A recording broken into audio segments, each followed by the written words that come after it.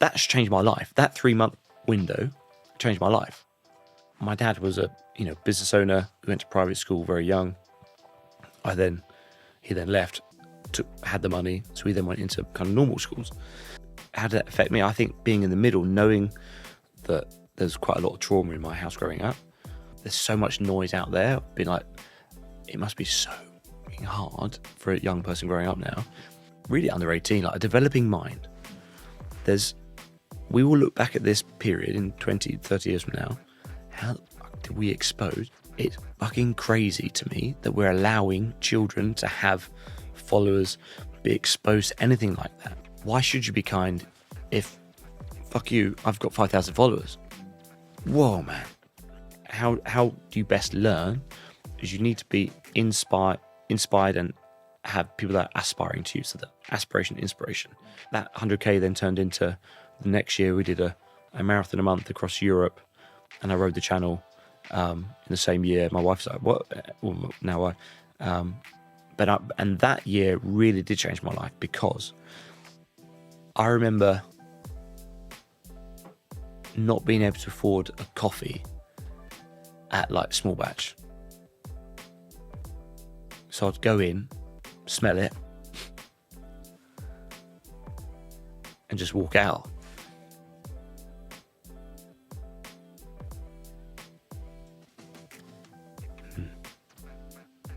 Some things are not nice, but they do get better. Like you can move, and you have to move forward. So I'll let you into my world, right?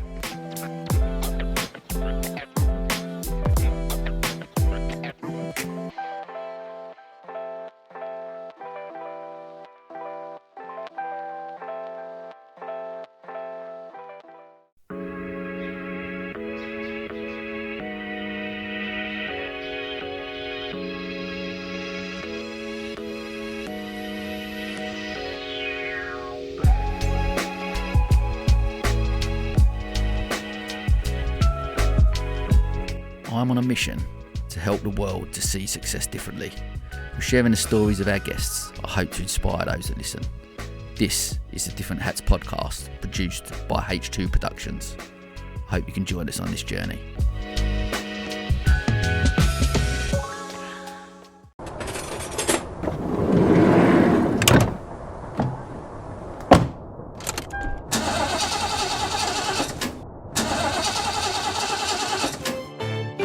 Need a new van? Why not pop down to Rivervale in Brighton? Explore our range of new and used vans, lovingly prepared and ready to work just as hard as you do. Rivervale, making motoring manageable. Okay, welcome to another episode of the podcast. Delighted to have the legend that is Mr. Bruce Bignell on. Nice to see you, Sam. How are you, mate? Very good, mate. Yeah, it's been waiting for that question. I always think about that as when in any friends ask me or around a networking table, I always think personally, professionally. That's how I always frame it. Are they different then? If I ask, if you ask, are you all right, mate? On different things? I say, but I always start with personal. So it's been now good. I'm in a good place. It's been a quite a tough 18 months or so, personally with family things and the like, and then business wise it'll be our best year so far this year. Again, if to go track the last kind of 2 years or so, it was tough, but I think we're in a good place and getting that flywheel back running. So am I all right, mate? Yes, thank you. Good That's good to hear, mate. And I guess from that, like, especially we're recording this in December, like it's always quite a reflective time, right? You get to the end of the year, like I remember thinking like last year where I was, and I weren't in a good place in December last year, and then this year confident things would look different, but it's such a tricky time, one, Christmas and all the stuff that goes on and the lead up to Christmas and stuff like that, and you look back, but as you look back over the year, good? Yeah, as I look back over the year, definitely good, and loads of lessons. And I think with every challenge I've had so far, that there's been opportunities in it. And I look at, like, so from a business side, there's been a couple of times when my best consultant said I'm leaving.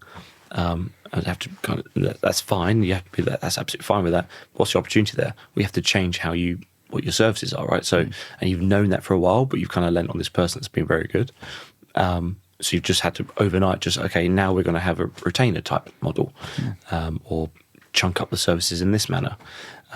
You've got someone that might be overwhelmed with their workload. How do you ensure that we don't do that? Or if we're oversubscribed, we can't deliver the amount of stuff that's coming into us, how do we solve for that? So, those are different things that have come up at different times this year. So I've had to think about that and just reframe it. So there's always been opportunities in those pieces. But as I look back at this year, I think I'm going to be proud of it. So with all the stuff that's been going on, I'll look back at this year and be like, well, I cycled on a tandem bike with my wife across France. Like that was really good fun. I did a couple of events with friends I organised myself, so that's been really good fun. I've got a bit of a croaky voice because I've just spent some time in Dublin. That is really good fun. So I've got some nice things I'm proud of there. And then what we're doing on the business side, just again proud. Like, doesn't mean it's easy, but it's a privilege to be able to even get to try this, right? So we're in a good stead for 2026, I would say. Amazing. Oh, mate, it's good to hear. Well, look, talk to me then about the big question, right? We always ask. So, but success. What does it mean to you? Define it for me. So I've had an answer kind of out the back pocket for quite a while now. I've shared it with you. I think about health, wealth and wisdom. There's a Benjamin Franklin quote I read when I was about 16, 17, 18. And so because you're not just successful in one trait. So you look at, a very wealthy person, but then their family hates them or they hate their family.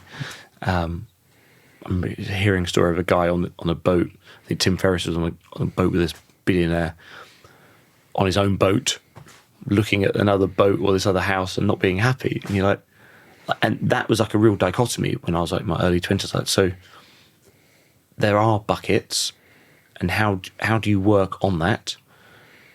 So for me, health, wealth and wisdom. So health, there are principles that you can learn throughout that work for your body, and you kind of work on that. So I want to be fit and mobile at 40, at 50, at 60, be able to walk up mountains at 70, that type of stuff.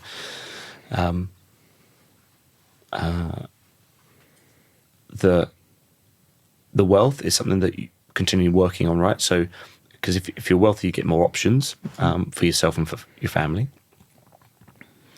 And then wisdom, I don't know how, is it a well? Like, I don't know if it's a cup, because I don't know because the others I think you can overspill. You can try and optimize too much or maximize too much, as I've thought about. I've said to the team a couple of times recently, we've been in the optimizing mode for a lot of our clients. How do we, and we've got some partners now that I've found in the last half year, how do we start maximizing? Like, optimizing is cool, like tinker this, tinker that. Let's really understand and maximize the outputs. I don't know if wisdom is, I don't know if that is a cup that you overfill, because there will always be new experiences that are coming across, that you're coming across. So that's how I think I'm currently thinking about it. And a couple of things there for me. Like one, with the wisdom side of it is, Kyriakos, who we know really well, he always, I think he said to me on the podcast about lifelong learning. I think, like, when do we ever stop like learning? That's like one of the things we spoke about before we come online, like about curiosity, right? Like, when do you stop? If that's one of your traits, maybe, if you're not everyone is like that, right? But if you're naturally quite a curious person, that lends itself to wisdom and learning, right? So where does that never stop, does it? It can if you want it to, or not even if you want it to. I guess if outside factors mean you have to. So I don't think it has to stop. It's just like you don't have to get like redefining. Like as a 60-year-old, that used to be like really old in my head. Like, and I think about being frail, like my mum being really frail. There are now 60-year-olds setting Guinness World Records for cycling down the mountain. You know? Like, do not let. So the definition you sometimes can change in your own head. So yeah, I would think about just redefining it for yourself. You mentioned about like seeing that quote quite early on when you was young. So is that always been sort of what you've lived by in regards to when, if I was to ask a 16-year-old Bruce about success, what would that have been you'd have gone, oh, I've seen this is the quote, Mum. No, I would have thought it all been business. I would have wanted to have a business, run a business, own a business, because my dad did. And that was always like, but I was always not very good academically, but I would kind of run. I was running my football club at 16. Going into men's league, we a pretty good team growing up. You know, friends together for like 10 years. You know, from under 7s to under 16, because I think it used to be under. This was in Kent, so under 16s, you didn't have under 17s. You went straight to men, and we didn't have a manager. So I put my hand up and said, I'll do it. I was a tiny kid. I was a really short little kid. But I was pretty close with the chairman of the club, you know, family friends, and my friend's dad. So he kind of like took me under his wing a bit so I'd go to these chair meetings as like in club out, like members how it really, I was doing that at the same time as like, I remember my 16th birthday, I got a job at Asda pushing trolleys. So I'd work all the time. Academically, didn't really do that well. You know, even I think my A-levels was DDE, something like that. I had to retake maths to get into university, which I wasn't going to go to, because I was going to start a magazine. I had a family friend that was in that realm, and so I was like, I'll take the year out. Did a bit of product design. There's loads of fun things that we're kind of doing. How to optimize, how to nudge people to take their plastic bags or take their shopping bags out of their car. Because I would count when I was on the checkouts during peak time. I'd ask, have you got your bags? Oh no, I left them in the car. So I've got a book, and I've still got this. Probably about 300 people that I, asked, have you got your bags? Yes, no. And I had like a tally mark of like, okay, so if they did, it was typically an older person, had the the big old bags. Then there was a group of people that just didn't have any bags, but they said, oh, it's in the car. Then others, they didn't have it in the car and whatever else. So how can you nudge that? So I told general manager, just put a sign on your in the car parks. Let's just get your bags from your car as a like a nudging tactic. But I guess I was that guy that was always, and I was at the same time when I was at Asda, I then became a greeter because I guess I was quite smiley, quite personable. I became Asda's youngest ever greeter, because this is like this grey old man that would kind of wave, give you your bag. I was at the youngest ever greeter. I went on greeter training down in Brighton, actually, at the marina, which felt miles away. Grew up in Chatham in Kent, right? So it felt like mission miles away. And I remember in that room, there's about 20 people from all across the UK that came there. And obviously it's a Walmart thing that they were training these people. And I remember I was just kind of stopping, kind of just after lunch. I said, so basically, because we were tasked to go collect baskets, do this, but greeters were kind of doing like a security-ish role. And they were there just to kind of reiterate, you're not. You're here. And I was like, so basically we're here to say hi, bye. That's it. So like you could have just said that. I was like, they were like, that's it. You're just here to say hi, bye. And I got that from like a Jay-Z lyric. I'm just coming to hi, bye. But that was kind of an insight as a young person into an old world, essentially. Like what, and so I not just from the greeter, but I also was thinking about what was she trying to get across in the training. Yeah, and that was just, I guess I've always been that as a person. I then ended up did go to university. I went to Brighton, signed up on the last day because I was head boy. I actually had 2 head girls at my school, and I was head boy at the sixth form. And they were like, you should just have it as an option, leave the door open. And for me, it's probably the best decision I've ever made, not because of what I learned at university. There's nothing wrong with the University of Brighton. But it's just getting out of that bubble, that home bubble of like just being exposed to so many other worlds that you can then connect into. And if you speak to any of my friends at the time, that they would be like, I was, out late, as I said, like I was, I'm Irish and Scottish heritage, so I've basically hollow legs, so I do enjoy a drink. And so I'd do that, and then I'd wake up, be reading in the morning Christopher Hitchens or whatever else it might be, then watching Obama stuff, then going to extracurricular. There was this really fun thing called Be Purple. I don't know if it's still around at the University of Brighton, where it was like an entrepreneurs network. And that was my first dose of actually doing extracurricular. So I think I was scared to do it myself. And I took that as a story I would tell myself probably for the next 12 years, like through university. I would say, I'm a good number 2.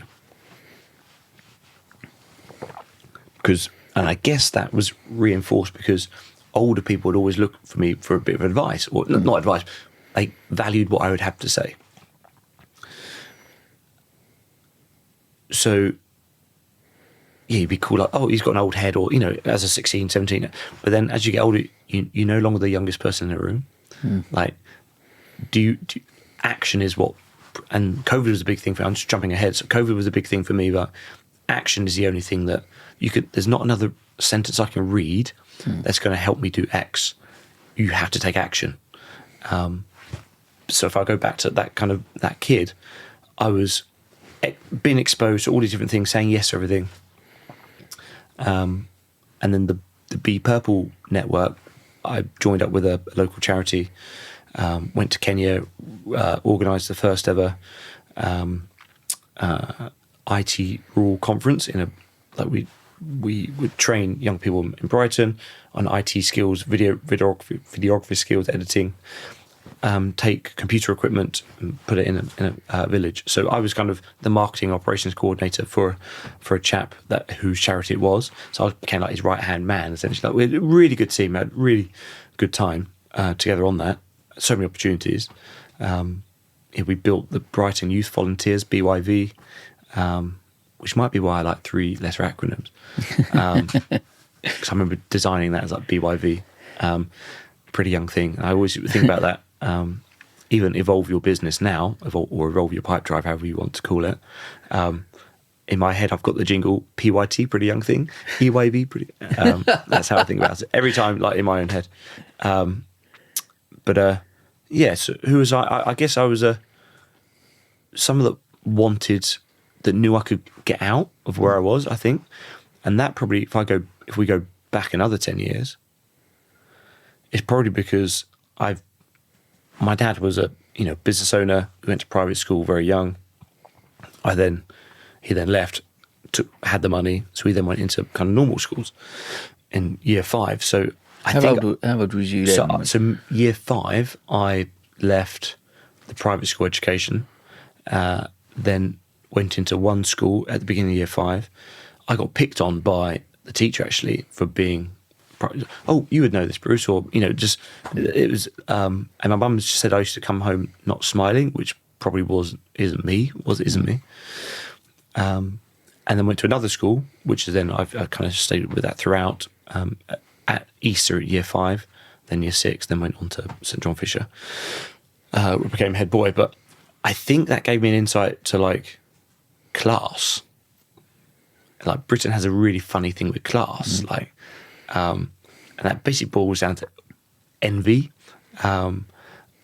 People think that because you're rich, you've got this, or or they must be happy, or because they're poor, they're dumb. Like, no, and I think that's fared me quite well through life, where I'll listen to anyone.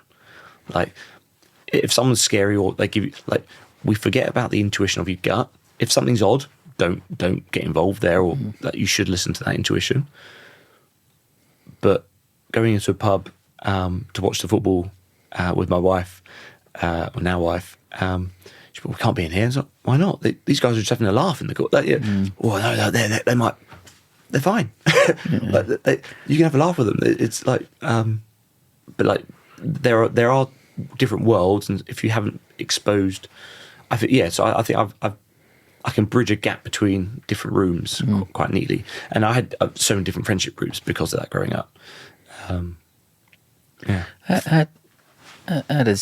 did that impact you? Like with your dad leaving at that point, what is that influenced? Or how did that impact you for that period of your life and still now? I guess. Like, looking back on it, I think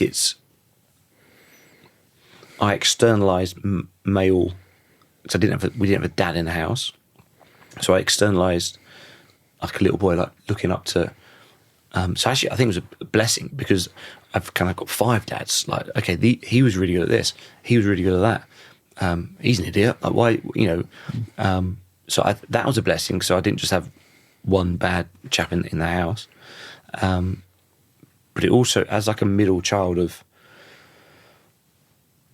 I won't go into the complexities of my family, but it's quite complex, which just as every family is. But there's a story within with the family, but I'm kind of right in the middle with a second or third person that my mum had been with. We knew of 2 growing up, but then we grew up in a blended family within a house. We have never ever seen ourselves as halves, ever. But how did that affect me? I think being in the middle, knowing that there's quite a lot of trauma in my house growing up. I had older siblings 10 years plus above me, my younger sibling 2 years below me. So I was kind of his guy through the chaos sometimes, like us against the world. And then I would see and be inspired by like my sister or others above me about what they were doing right and maybe what my older brother was doing wrong, just as as a teenage boy, like, just doing silly, naughty things. It's exploring the world, right? So I think I had quite a nice grasp in there. But then for me in the middle, I felt like I never got too high, never got too low. I was like, I remember telling my mum at Christmas once, because when we didn't have any money, like we'd be given like Christmas presents by, is it like the Citizens Advice or the Child Protection, whatever it was. Like we'd got a bag of presents in a bin bag that my mum picked up, and then we went upstairs. I remember getting that. I remember that was being odd, but it was fine because kids just crack on, right? And then went upstairs, and my mum couldn't find the tree or something for about 2 days. She couldn't find the tree up in the loft. And I remember I was like, I'll go up. So I think that's it. So she had to get up and pull it down. And I remember telling her, I must have been 9 or maybe even younger, I think it's going to be a happy Christmas after all. And I remember just looking at her, saying that as as a kid, her just bursting into tears. Not really understanding why, but that is now a phrase that we can say as a family, and she would still say it, which is lovely. But where did that come from? That was never giving up, looking for something. So I think, and that is it taught? Is it genetic? I think you are predisposed to how you initially react to stuff, and then you have exposure as well, right? So it's probably that's probably what led me to then later on in life want more and get out of that hole as well. So. I'm interested about male role models. I think a lot of the work I do, around mental health and trying. I think there's a report come out recently called the Lost Boys Report, which is about a lot about how actually people don't know what it is to be a man these days. Interesting on your point of going, obviously you'd lost the main male role model in your house, which obviously would have been your dad, but then you looked for role models in other people to take those skills from them. Is there, like, do you think within society at the moment there is maybe a lack of, because there's lots of blended families, there's lots of maybe, but I think for young boys, do you think there's that element? There's not those male role models at the moment of what it means to be a man, maybe. I don't know.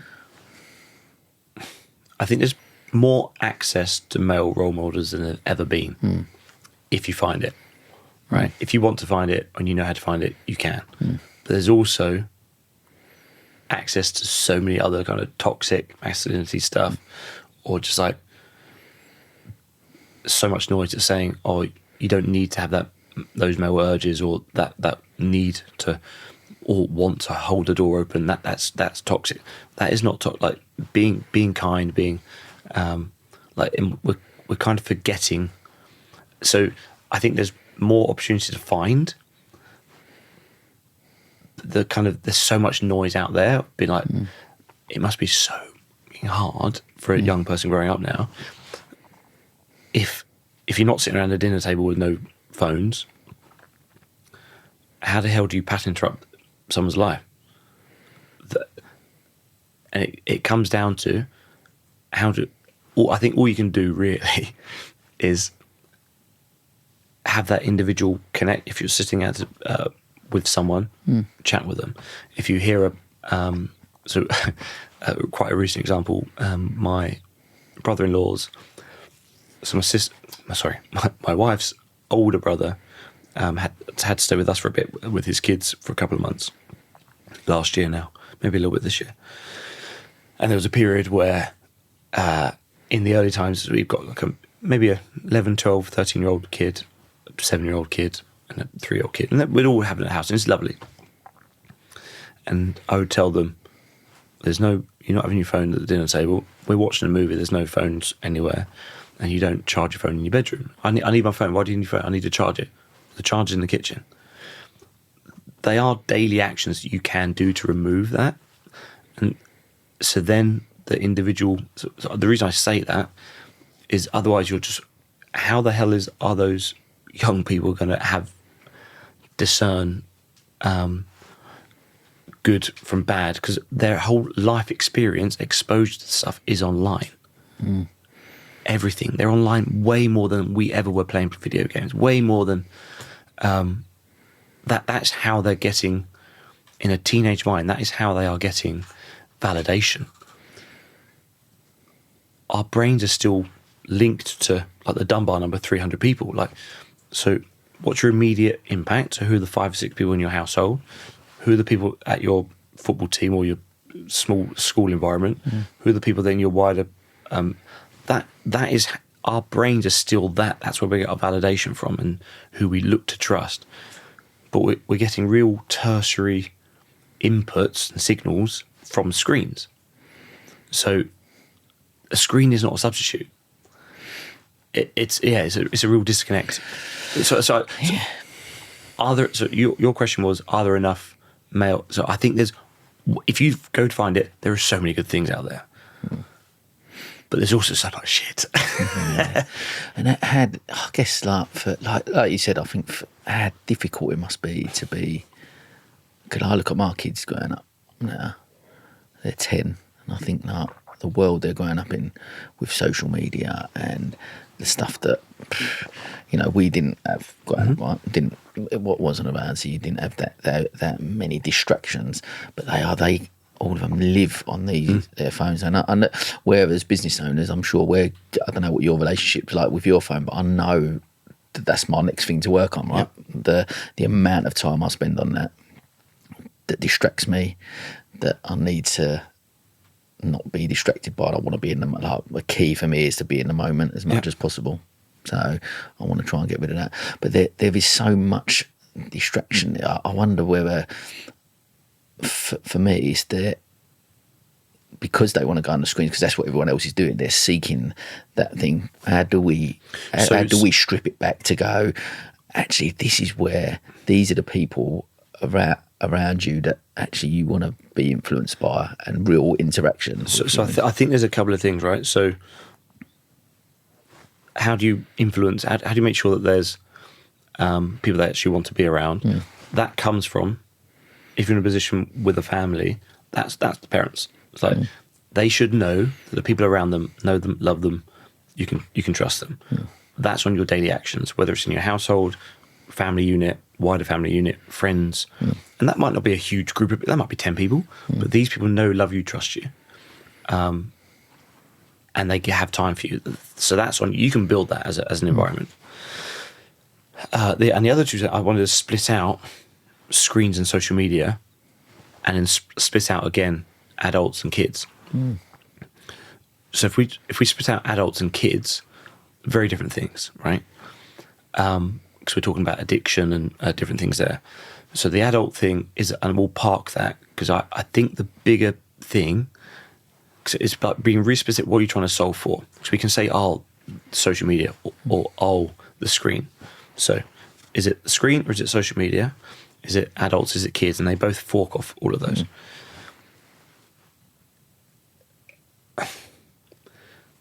Social media and children, we're talking anything really under 18, like a developing mind. We will look back at this period in 20, 30 years from now. How the fuck did we expose? It's a developing mind. A developing mind outsources its own. It grows up. A child grows up under a parent's wing, and that's their guide. So, mum, dad, they are Superman. Typically, right? This is not typically. I'm not. Whenever someone says always, never, they're lying. I'm going to say typically, right? Typically, the parent, they are superheroes. Dad's so strong. Mum's amazing. Whatever. Like, they are superheroes. What is the rebellious teen? Rebellious teen is they are searching for identity, of their own identity. Oh, why are you doing like this? Because they now are being exposed to things outside of the bubble that they grew up in, and they're then rubbing against. Oh, I'm not going to listen to that because that's not cool. But they might come back around to it in the 40s because it was cool.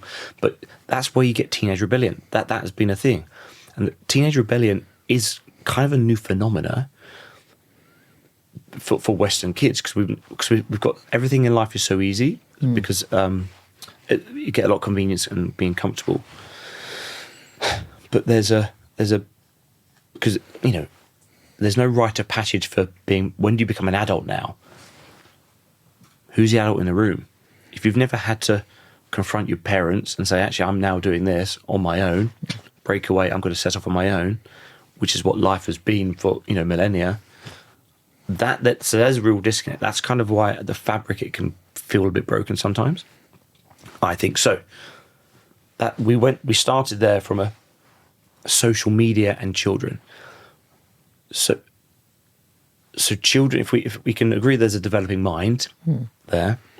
I won't come on to the when do you become an adult, but a developing mind looks for validation, and you test what is nice, what's not nice, which is why rough and tumble play is so important, because that's how you then teach a child. Okay, whoa, there's rules here. We can play, but there's rules here. That was too hard. You don't poke that. Okay, cool. They are learning the world. They are not found. We can get lessons from them, but they are learning the world through us, under our guidance as a child and an adult. To then give open access, not just to any video, but forget that. Open access to them to have validation, external validation from people they don't know, like, trust, have any opportunity to meet. If you can't shake their hand, they should not be able to see what my comment is saying to them. It's fucking crazy to me that we're allowing children to have followers, be exposed to anything like that, because their mind is out. You're outsourcing validation. You're outsourcing connectivity. why should you be kind if, fuck you, I've got 5,000 followers? Whoa, man. How can you be grounded in anything? So that's social media children. We can keep talking on that, right? If we zoom back up and then go down to the screens can be really cool. Like if it's a focused environment, you know why you're using a screen. An hour a day, they say like an hour a day with a focused tutor for a child, like an AI tutor, can speed up their learning way more than, you know, anything.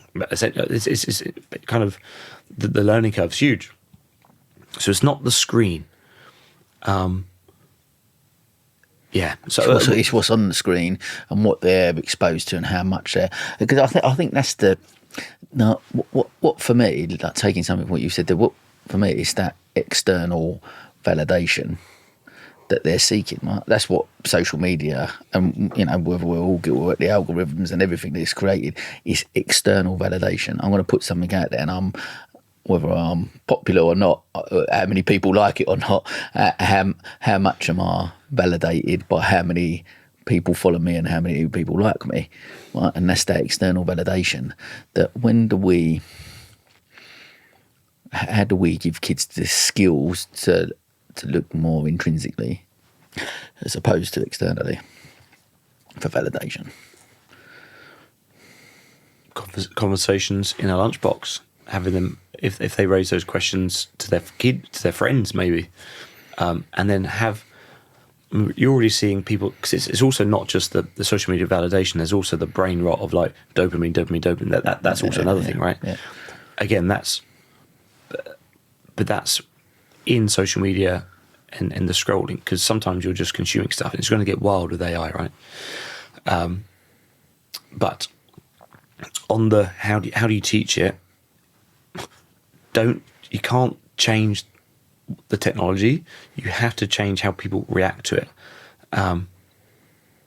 So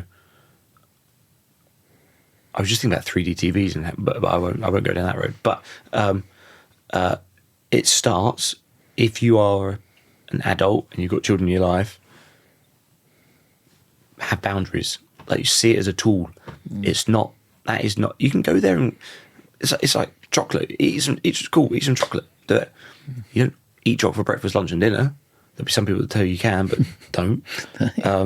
But like, that is on you. If they are is it the word allowed? Maybe.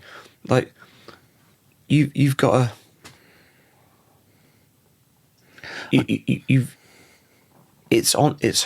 where do you put the boundaries on their lives, and it's for their better good. I've got some amazing friends and family, you know, like Zoe's wider exposed family, and they are raising some amazing children. They read books. I lent them my PlayStation 3, gave them loads of games, and they're like, actually, I'll just have those 3, thanks. They like making things. That comes from, as a family, they make things. And it's fun. Like, stop blaming external things and do something different. So and this is coming from someone that doesn't have kids, right? But like, those are choices that your team unit, it might not just be your family, but what do you choose to do as a group? My wife was out making a felt hat for the sauna last night. I don't think she had a drink. She drank some apple juice or whatever that was. And I was like, oh, that's a nice little shell. She always makes shells. And we'll find a shell. So I didn't find a shell. I made the shell. It's all kind of stitched in. Those are options. Like, you can do that. You don't have to go for the easy. That's cheap. I'll buy that. Or it's like a low calorific diet for your mind. Like, and those are choices that you can plug into your life. I love quite so much there, because I think I look at it and I look at the kids, and I do think that I'm really lucky. My kids love reading. We chat a lot. You know what I mean? I still think, as a role model, I need to get better at putting my phone down and being away from it, because I use it at work and. Okay, so I'm getting better at that, but I do think that moment. But we talk and we try and have communication, and we draw and we do things. And they like, I'm lucky they've not got into gaming. Like they don't sit on screens playing games. Like we got them a Switch about 3 years ago. They've used it twice, I think. I should have got a PlayStation. They would have been all over it. They would have. Yeah, but I love that. But they've still got what I love about them. They've still got that imagination. Like they will sit and play. Like they create stuff and play. Yeah. And there's that element that the quicker they get on phones and games and stuff like that, the less of that just imagination and being a kid. Do you know what I mean? And I think there's something there that needs to be, that needs to go in. I want a couple of things about you personally. I guess that growing up and those role models, back to that, and I guess with your dad, obviously still had quite a big influence on you in relation to like the business side of it, I guess, as well. Like he ran his own business, so you was exposed to that in a way. Was that where that initial spark for you sort of again, it's all you knew, right? As a 2-year-old, 3-year-old, 4-year-old, 7-year-old, he had an office, he ran his business, he hired cleaners, like he was in commercial cleaning. I think he was like the first person in the UK to, or even Europe, to get like a marble buffer. Yeah. What's funny to think about that is there's like a clipping of him. Well, he had a clipping of him in the newspaper with that. My dad's 5'2", so he must have been like, or maybe he just hired someone else. I remember like there's money in muck. I always remember that. But I remember like hoovering carpets and it's just like the office with shed loads of papers everywhere. So I've always been exposed to that. I didn't really know what he was doing. I wasn't going out and helping him. I was too young. I do remember a story where my sister was driving for one of his cleaners around. She must have been 19, 20. That she crashed, and I'm sure the guy died. And she was really impacted by that and was told she couldn't have kids. And I remember that growing up. It was, just little stories, but now she was able to have twins, which was amazing. But but it's looking at the, was it inspiring? Sure. But also, a lot of people at King's School, their dads run businesses, and so I was exposed to that, I guess. You knew no different at the time, right? But then what was that, like going through school, you said about not being overly academic. Was there a... I was always in top set. I don't know why. Maybe I just was quite polite, wasn't it? Yeah, I was actually. Academically, I'm not great. Yeah. But I was a nice kid. Yeah. I don't know. Maybe who knows? But I'm keen up for. Was there a dream as a youngster to want to do something, or what did you want to? I wanted to be a footballer at 16. Was there something that you want, or was because of the exposure to business that was always?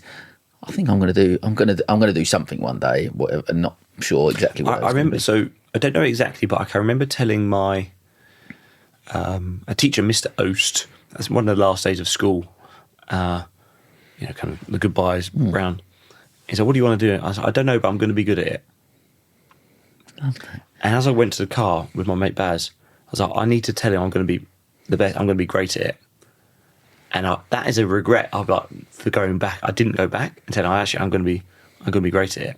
I remember saying, but who the fuck am I at that point? Where did that self-belief come from? Like, I don't know what I'm going to do. I've always backed myself, and maybe it comes from I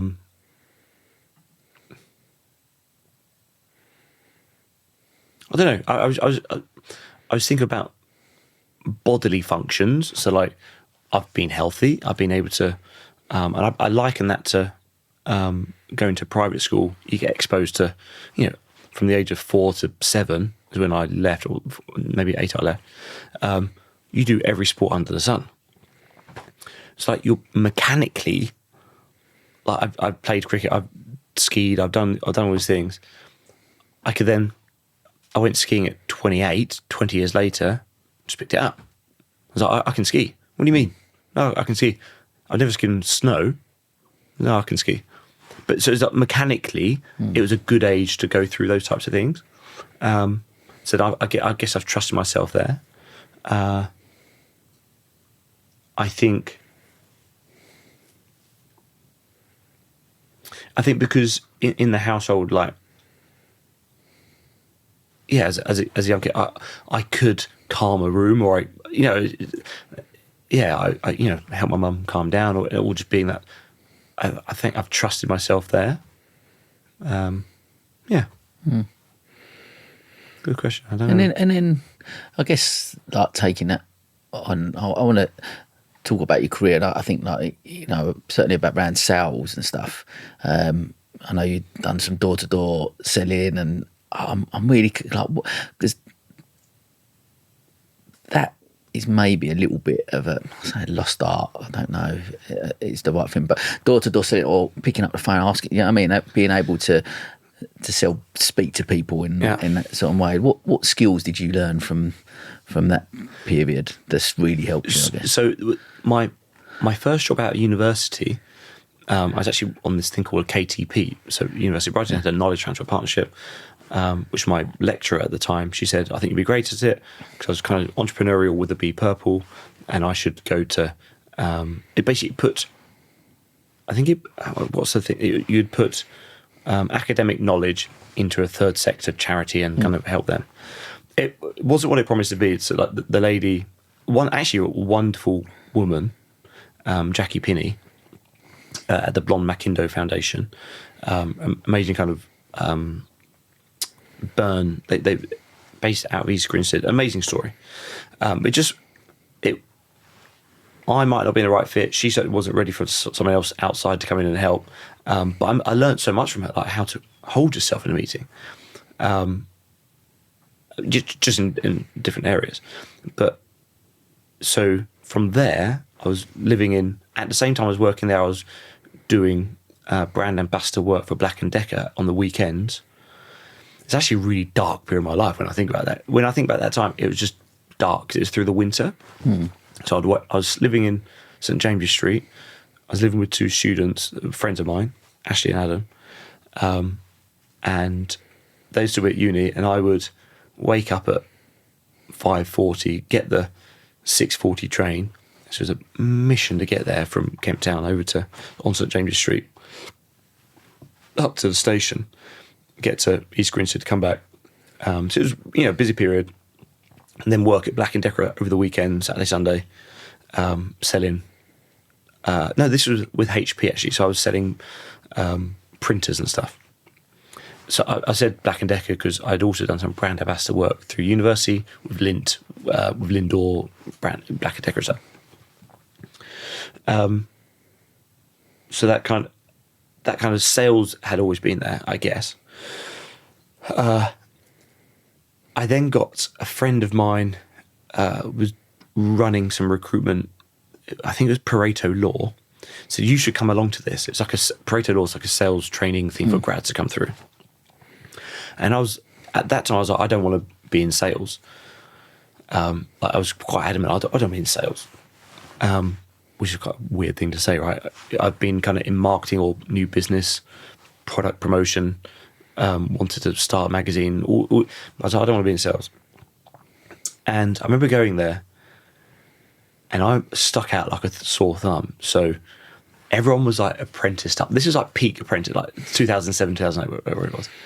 And they're all, maybe 2011.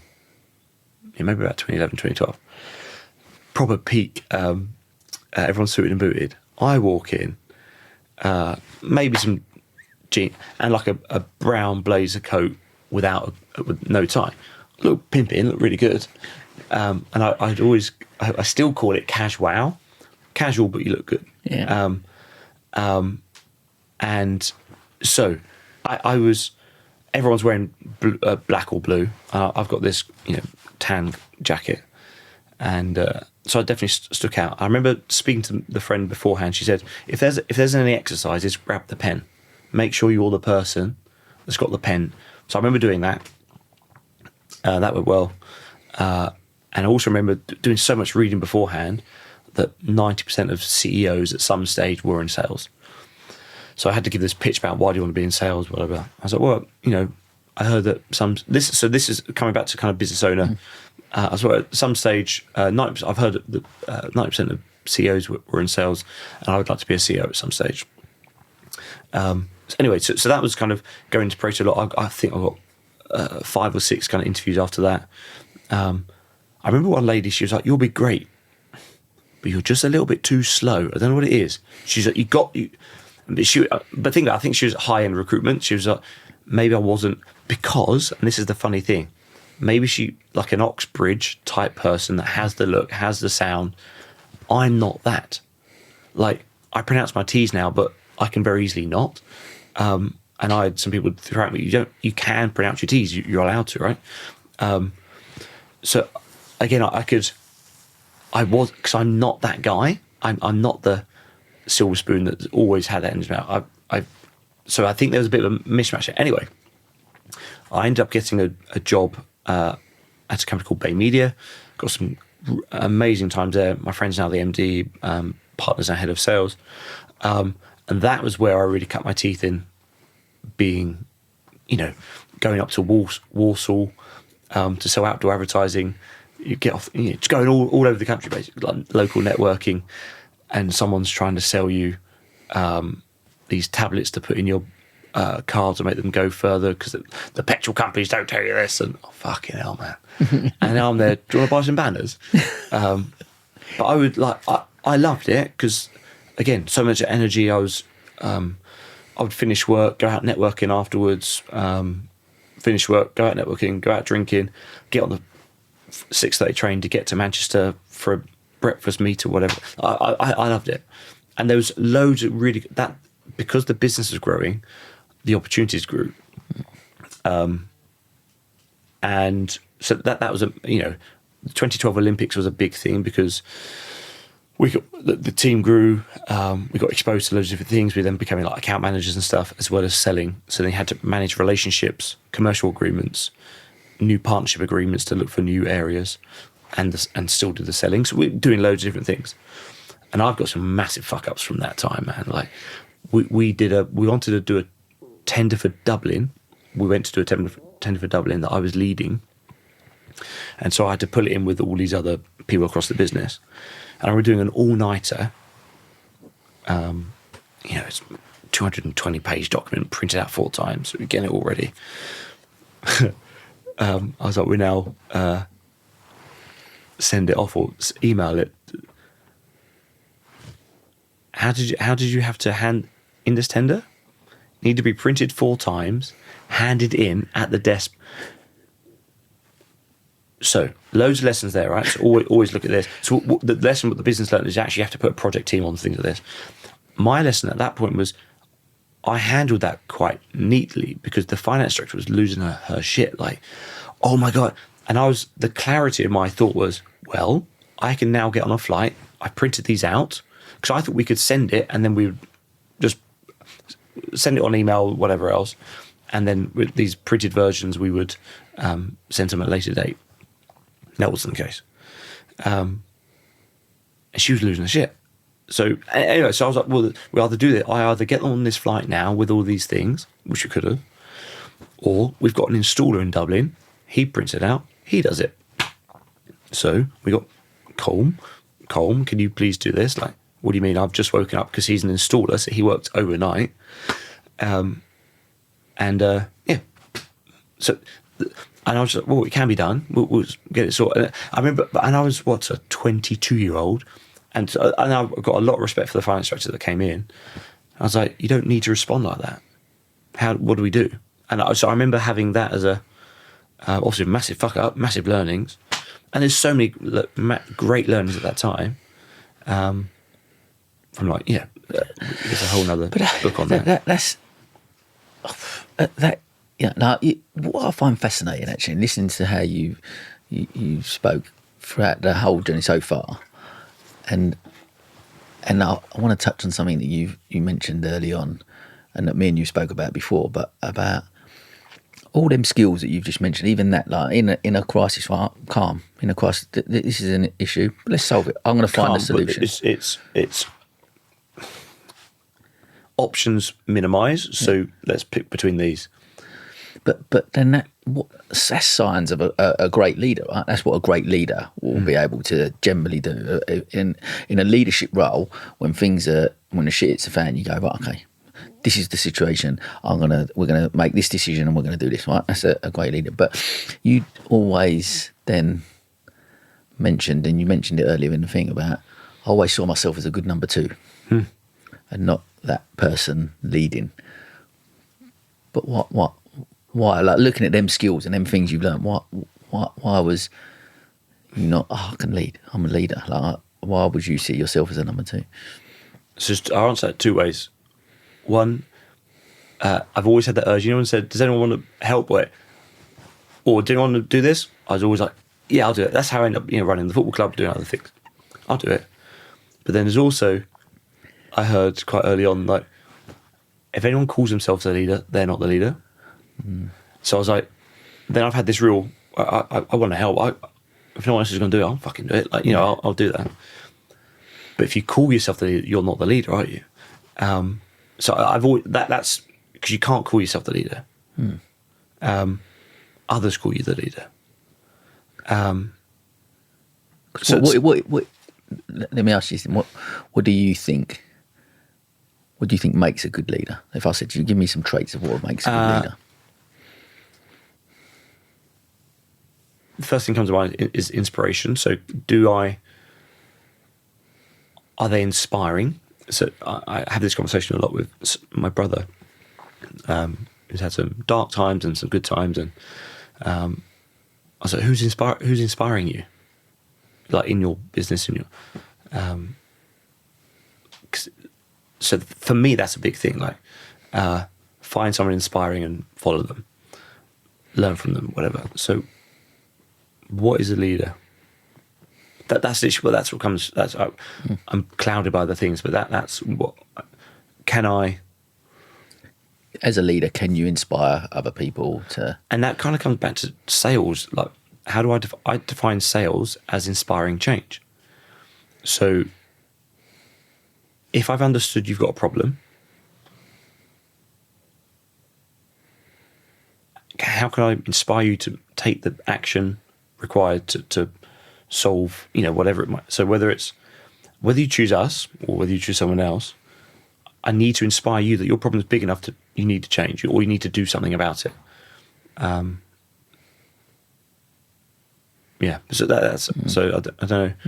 I probably, if you ask me tomorrow, I'll have a different answer for leadership, but that's kind of where my head's at the minute. But then, do you? So, I guess then taking on to that point where I see myself as a number two because I'm not going to. Because I agree, maybe you don't have to put your hand up and go, I'm a leader. You just do things in your way that hopefully then inspires other people to come on the journey with you. And you're inspired, and ultimately the definition, I guess, of a leader is someone that's doing something where other people follow, right? Or other people are part of that journey with us. Someone who is leading, and that, I'm wondering whether actually, as a leader, you haven't got to always be that person out in front with the big voice going, "I'm leading people," but I'm just doing things, and actually, I'm building a community, and people are following me by me just being me and doing my things. That's real potentially inspiration, right? Where you're just doing. You're using your voice and your thing, and other people are becoming part of that. And I think you should be looking ahead. Who else can give us more momentum? Where else do we go? So I think about, I might have shared this, I think about a lot of things in like the learning ladder, or like the ladder. So you either stay where you are, so like the same rung, and this is like a really good like sporting analogy, right? So you test yourself at the same ladder, but then how do you best learn is you need to be inspired and have people that are aspiring to you. So the aspiration, inspiration. So whatever level you're at, you need to be inspired by someone and need to be aspiring someone else up. So, and that just continues. So from a sporting context, how do you learn? So you test your skills in someone that's similar as you. You coach or you work with someone if you play tennis or golf with a friend who's not as good, when you're telling them how to swing, you are learning. When you're showing a kid how to play basketball, like, you are relearning the mechanics of it, to put words to it, because you haven't had to put words to it before.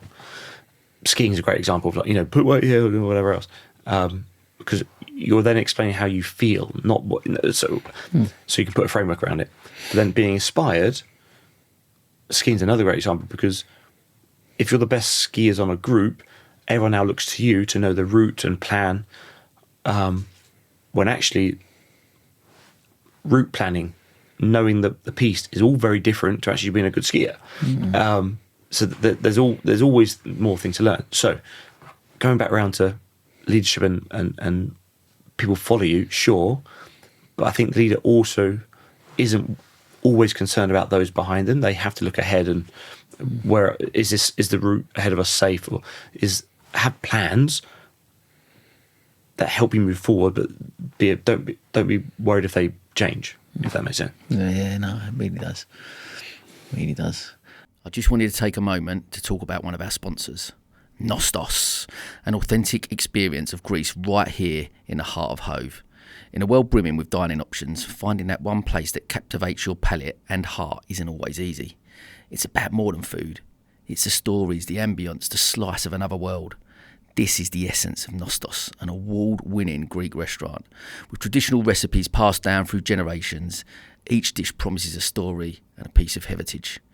And Nostos is more than just a restaurant, it's a community contributor. Each dining experience supports initiatives close to their heart, from local charities to cultural events enriching Brighton and Hove's social fabric. They also provide catering services, bringing Greek cuisine to your personal events. For a taste of Greece without leaving town, visit nostos-hove.co.uk. And when you do go, say Sam recommended the feta nests. Oh my God, they are amazing. But it must have been a turning point for you, like to go, to keep seeing yourself as this number two, to then go, no, I'm gonna go and do my own thing. I am gonna be the leader. Not necessarily, but I'm just going to go and start my own thing. Yeah. Hopefully I can. What was the... So the first thing I really tried to do on my own, with my own time, really, was I was going to start this thing called Work Up, which is all, because I used to run healthy, what are the healthy habits for your office? So I used to make protein bars, because my wife was like, I told her to eat more protein in the morning for breakfast. She's like, I can't have eggs on the train, so I'll make you a protein bar. So I was making protein bars. I started making protein bars and selling them at work for other people that did runs and things like that. And then this is about 2011, 2012. I signed up. So actually, quite life-changing. I signed up for a 100k run, London to Brighton, which I'd never run before. I played football, that was it. I was a guy that would have a burger and beer after work every night, and one or two more beers. But that was me. But I saw it, London to Brighton. I used to live in Brighton, and it was like 99% don't apply. Well, that type of thing. I was like, well, go on then, let's test yourself. You trust your body, let's give it a go. Had no idea what that meant, how far it was. So I can do that though. So, and then my framework became, how do I do that? How do I be ignorant enough to start and arrogant enough to finish, essentially, right? So how do you train for anything like that? So I ended up doing hill sprints because I didn't like running. I didn't really run. So I do hill sprints twice a week and then do like a longer run at the weekend. And that, for about 6 years of my life, that was all I ever really did for training. Because that 100k then turned into, the next year we did a marathon a month across Europe, and I rode the Channel in the same year. My wife's like, what? Well, now and that year really did change my life because we had the year planned ahead of where we were going, and I had the row, which I couldn't row a boat before. And if you asked me to, if you asked my wife what was I doing 2 months before rowing the Channel in where were we? In Spain, and we were on this kind of little moat. I couldn't row this fucking boat. And she's like, "You're going to row the channel," and I was like, "Yeah, I'll learn it." I was all over the place, and but that was amazing.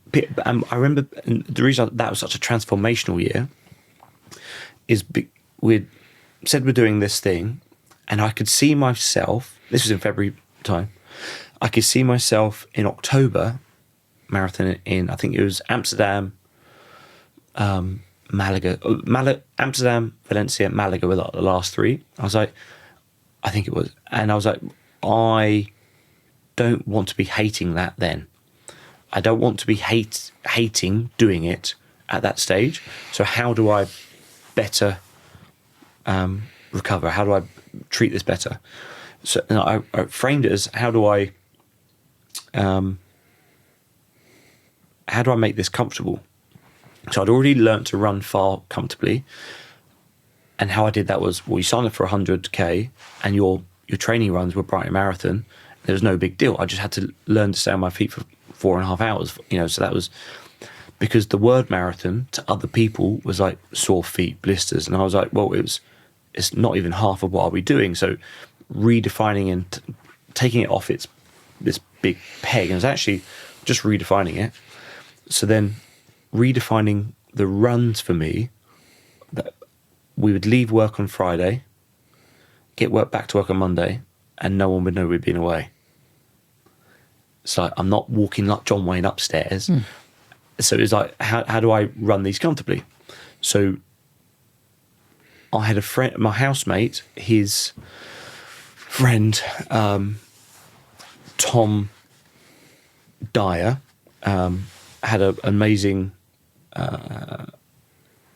was on the front cover of like Men's Health, and he had his own gym and stuff.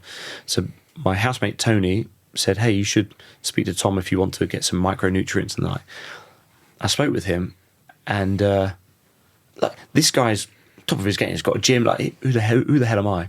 So it was really nice that he met me, and something just hit off. It was just a really nice vibe with him. He introduced me to Bulletproof Coffee, and he was like, "I'm not going to sell you these micronutrients. Like, what? Do you know what your macros are?" Who? I had no idea. Like, I had no idea. So I then went. He then introduced me to a guy called Matt Lavelle, who was the England rugby coach. Sorry, I think it was the nutritionist for England Rugby and Man City Football Club and some others. I ended up paying for like this 3-month nutritionist essentially, which got me looking at what the macros were, what were going in. For people listening who don't know what so macros, fats, carbs, and proteins. Yeah. The building blocks of nutrient, essentially. You could argue ketones, but those are the big three for energy. And then I went down the whole low carb, high fat route because I was doing endurance events. So just redefining, like I was putting, that's changed my life. That 3-month window changed my life. I now don't measure everything because you don't need to, but you need to have exposure to what your heart rate is at this, to how you feel after that. Because if you don't have that, how the hell are you supposed to know? If you don't, and you can educate yourself and find that out. And I remember I went down the whole route of putting butter in my coffee and not eating carbs and things like that. And I remember telling my friends, I used to put like 50 grams of butter in my coffee with MCT oil. 50 grams of butter? Yeah, grass-fed Kerrygold butter. Mix it up. It's delicious. It's amazing. I mean, yeah. It's really, really good. What's the benefits of that? So it's a low. So that and the MCT. So MCT has this thing called C8 MCT, medium chain triglyceride, which basically helps your body absorb the fat. So the saturated fat is not a bad thing. Which is all what all learning these things, which I think will change in the next kind of decade or so. A lot of people are understanding that now, but. I would have that in my coffee. I would have 4 bits of bacon, 4 eggs, and I would have 1,100 calories for breakfast. And then wouldn't really eat at lunch, and then maybe have some cottage cheese and stuff in the evening.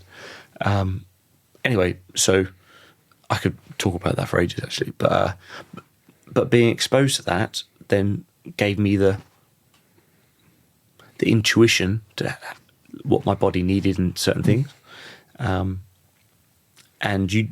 it's kind of like your immune system. You don't get to 30 or 40 with an immune system. You have to be exposed for it to strengthen.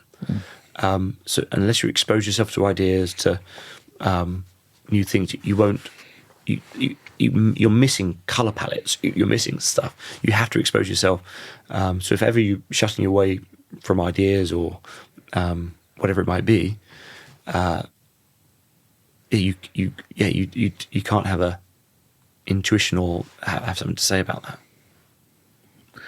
So then, like you talk about that 3-month period of being such a game changer, but where does that then lead you to? That was that from a mindset point of view, taking control of that. Was that what got you then to that? I'm going to go and start my own business. At that point. But that was a game changer for you. What you said earlier about how did you learn to trust yourself? That's another thing where I then back to myself. That was so counter to what everyone around me was doing. Yeah. Everyone that I knew that ran, was like, you don't run. No one's running 100k. Don't be stupid. As an analogy, go forward to that, to changing the diet, to having butter in the coffee or whatever it was, to then using fat for fuel and not eating for before certain runs or certain events. It was so counter to everything. But at that time in that business, there was like a small group of. I was reading things at like Good to Great, Jim Collins, and I was reading about getting the right people on the bus. Like, have always been an avid reader, and that's like just kind of looking at ideas, I guess. And but yeah, at that period, I remember the whole Good to Great, getting the right people on the bus period, because there was like a small group of us in this small business. The owner, proper maverick, basically. But we each had our own growth pots. We'd come together and we'd meet in the pub and after work, talk about how we're going to fix this and what's wrong there and put the world to rights. But it was positive. We were like, okay, cool. No, we can build this. We can do something better. And there's 3 or 4 of us had like different growth pots to go into. So I guess I was being exposed then to, again, not being a good number one, because I think it was like the risk. I never really had to take risks. And I think that's the thing, some people don't have the appetite for it. And I thought I didn't. How do I know that? Because the first thing I looked to start was down here with Workup, which was the long way around to come to that, which is a healthy office habits. And because I did it in London, I thought I'd bring it to the businesses in Brighton, because I was now living down here in 2016, 2017. Because I'd quit my job in London during the train, which was really shit in 2016, I think it was. And I tried Workup.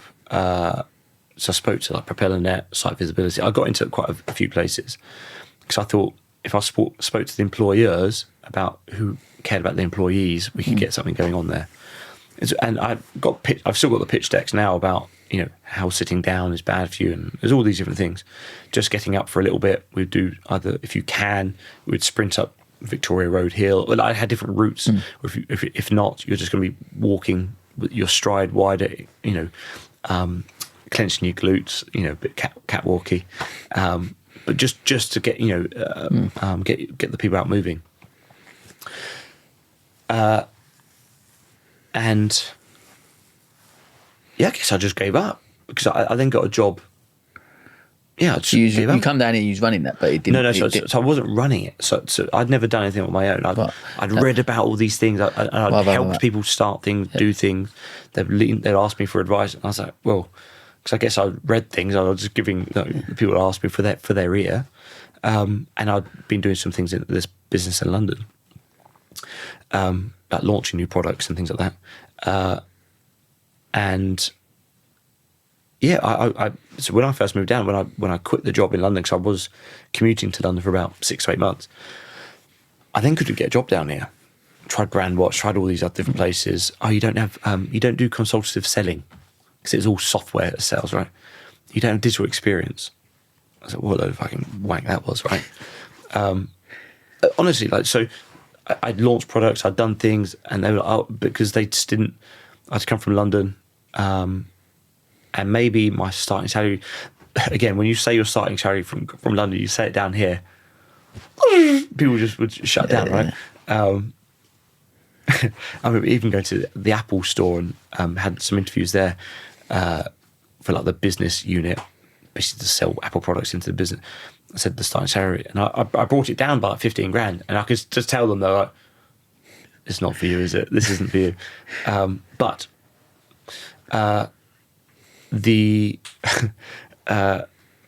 all during that, I ended up doing landscape gardening for like 8 to 10 months, which is a massive blessing in disguise, really, because humbling. I remember just a couple of things. Humbling because I remember not being able to afford a coffee at like small batch. So I'd go in, smell it, and just walk out.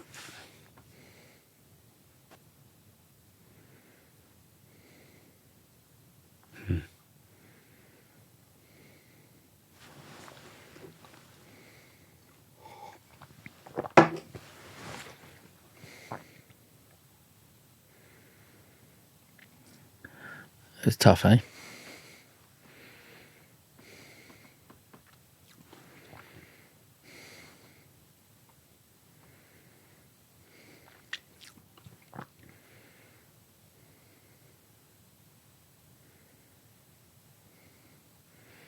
You tell me about that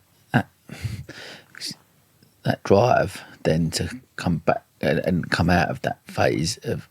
I've talked to me about that phase because what's that? I think that what feeling actually got me out was the other side of it was lovely, because I had come down to Sussex, living with my now wife, and I got to make independent relationships with her friends who are running these businesses, around West Sussex. And so I've now got wonderful relationships with them, and I got to learn like all of her extended family and friends. So that was a lovely piece, because before I would just arrive at these pubs or their houses in Stenning or Anning. I was like, where the fuck am I? I don't know where I am. But that gave me a whole grounding into West Sussex and the wider space. So that, and I love that. That was amazing. What was it about that moment? Like you seemed like that at that moment, like when you talked about the walking in the thing. What, as you went back there in your head just now, what was it about that made you feel like stop? And was that not a good time in your life? Like, how was you feeling at that, mate? I think if you'd have asked me then, fine, because I value the groundness of like relationships. So actually, yeah. So I was like, actually, I was fine, like really good. But that future state, I thought I might not have had, of like ever starting something or running something. So I was like, actually just being grounded. Does it make you think about going back to walking in that small batch, having that coffee, and then thinking it wasn't just once. It smelled bloody lovely. Every day I'm going in. Yeah. But is there an element of you sitting here now thinking, looking how far you've come to can. And it's not all rosy, right? So I was sharing with you the CEO of NVIDIA, like one of the biggest companies on the planet now. He's worried about going out of business. So everyone has this, right? I shared a story with a friend recently where he's actually had to. He had started the business, was going really well. He's actually just sold it this year. He's not. So a couple of things. It's the right decision for him and his family because it was basically killing him. And I laughed because we joked. He's like, I said, "How big's the wedge?" Well, no, so he told me. I was like, "And how big is that wedge?" He said, "Well, it's not as big as I want it to be because I'm giving 2/3 of it to my brothers. I'm selling it to them. I'm giving one wedge." But it's a fucking toll, right? And I remember I shared with him that I remember having like £70 in the business account. How the hell am I going to pay staff? And I was just thinking, if only I had 10 grand. If only I had 10 grand, just to look at it, to then, to pay. And now there's more money in the account, and you still have issues. It doesn't matter. Yeah. Like, it all just trades up. So, coming to risk, how willing are you to be exposed to it? And this is actually the wonderful thing about becoming a business owner now, and even networking, right? So you're exposed to this layer of society that takes on so much risk to add value to whatever room they're in or whatever service-based business they're in. They are the value adders, not the optimizers, not the checkers. These guys and girls create value and jobs.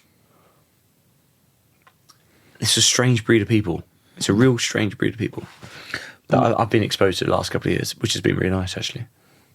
Because I definitely feel like when you're in that community, right, and you're surrounded by other business owners and people who are just starting out, or maybe who have been doing it for years and maybe sold, but different levels of exposure to those people, right?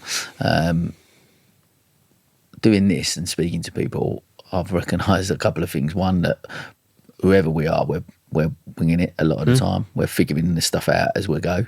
The other part is that we all have those doubts. We all have those struggles, and how we cope with them. And the biggest thing for me is that it's how we react to stuff. So I'm really keen, that point you just mentioned there about looking in the account, £70 in there. How do you get through them times when you're in, like, so how many people are listening and going, because I know how many times I've been there, right? And still, even today, you're looking and go, how am I gonna pay that thing? But we do seem to find a way. Yeah, it's like Moana 2. There's always another way. There's always another. That's the story that I took from Moana 2.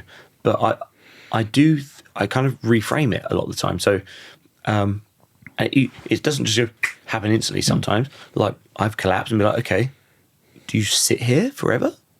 Or how do you respond? Like, and it's not like but you have to sometimes sit in the, like Casino Royale, so you have to sit in the shower. Some things are not nice. You're there. When he's cuddling, some things are not nice. But they do get better. Like, you can move, and you have to move forward. Otherwise, you stop. So, and do you want it to stop there? And you can have those conversations, explore them with yourself. But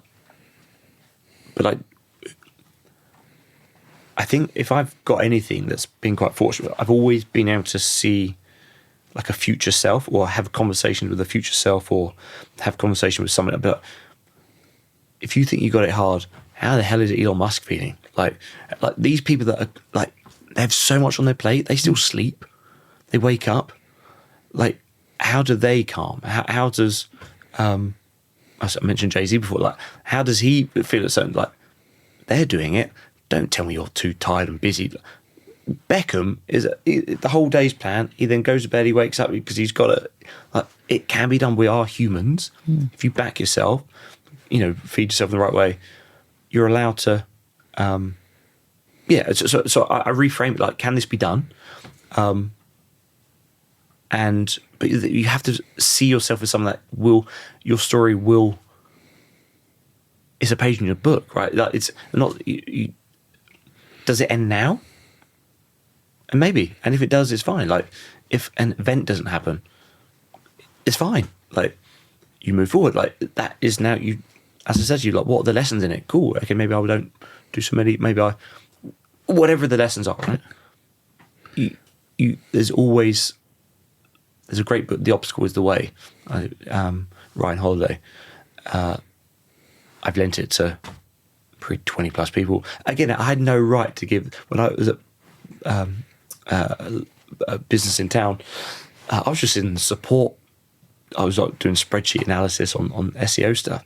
I gave that book, my copy, to the CEO because I overheard him talking about some stuff, and he talking about problems and this. So the next day I brought my thing in. He might not even remember this or still have it, but I was like, that's an obstacle. That then becomes the way. You'll find a way. Who the fuck was I? Honestly, who the fuck was I? Yeah.